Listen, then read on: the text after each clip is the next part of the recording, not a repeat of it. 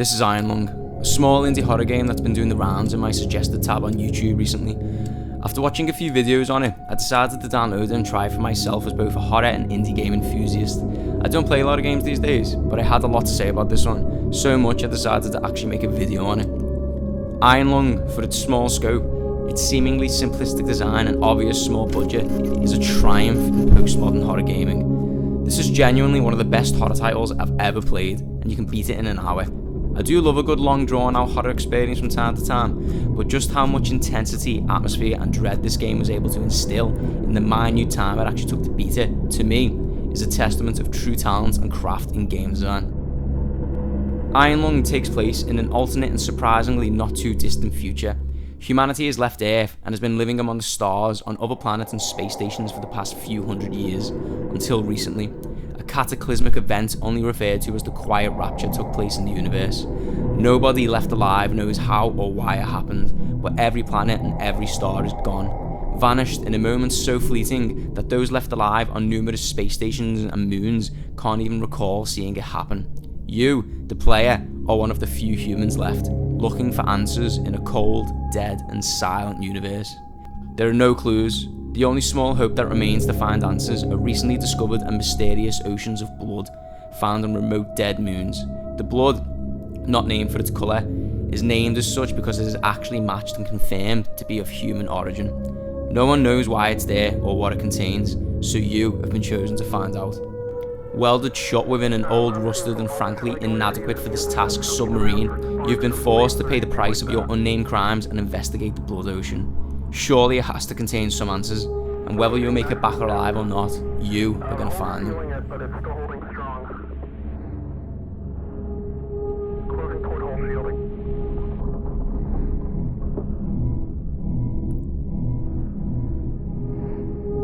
We're starting to lose range of signal.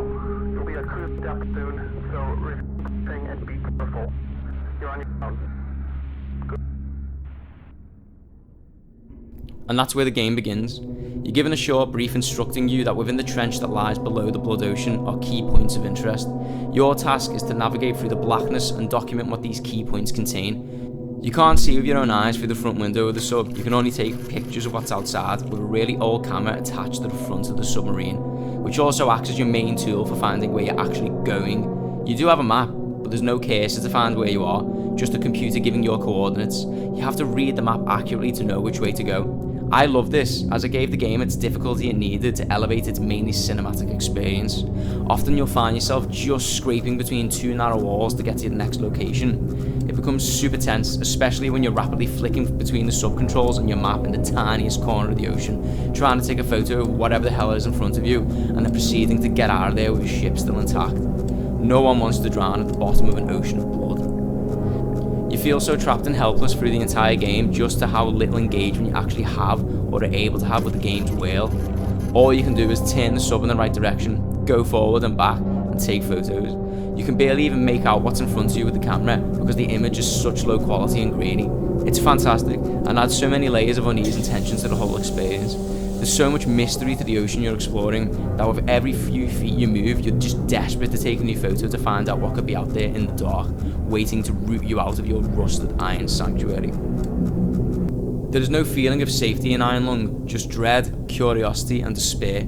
The only way of actually knowing where you're going is by a small compass that shows you direction and if anything is coming close to the ship, whether it's the wall you're about to crash into or something else.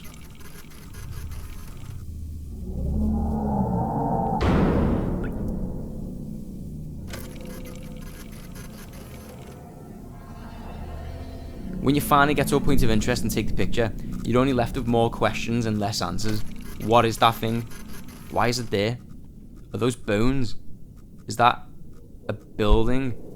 Why does there seem to be human-looking architecture in the bottom of a blood ocean on this random moon in the middle of the black, dead universe? The game leaves so many stones unturned it becomes increasingly more disturbing the more you play it. As you can see so far in this video, visually there isn't a lot to show of the game because it all takes place in a small room on a tiny submarine. The real scope of the game comes in what you can't see, the ocean outside, the source of the strange sounds you keep hearing, and the questions that the game's plot and story create in its vagueness and mystery. I'm not sure if the developer intended for the story to be as fascinating as it is, but either way, he did a brilliant job of creating a unique and interesting world for you to get lost into and gagging for more of by the game's end. You're trapped, afraid, confused, and lost, and you're not alone either. Throughout the game, the sound design likes to constantly remind you exactly where you are and how truly helpless you are too. Certain artifacts will make strange droning sounds as you approach them. The ship will creak and drag through the ocean's thick blood, and occasionally you will hear the worst sound of all. You're being hunted along this journey. There's no acknowledgement of this in the game's intro, you have to find it out yourself the hard way. There's a reason you were welded inside the sub, and there's a reason for the vagueness and lack of information you're given about this ocean. You're not the first to be sent down here to investigate it, and you sadly won't be the last either. What I think makes Iron Lung so impressive and unique is that it's quite brave in its design, and there really isn't anything else like it. It feels very, very original, and to come out in this day and age of its PlayStation 1 era graphics and almost mobile phone app level of complexity in its gameplay, and still deliver a truly scary experience is just pure exceptional. Even though its gameplay is repetitive, you're never for a moment bored, and you don't feel tempted for a moment to put the game down and try something else. The objective is clear, and you are determined to find out what's out there in the ocean of blood.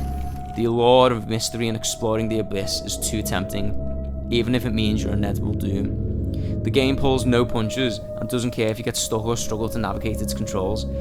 Its concept is crystal clear and never for a moment holds your hand. In conclusion, Iron Lung is insanely brilliant.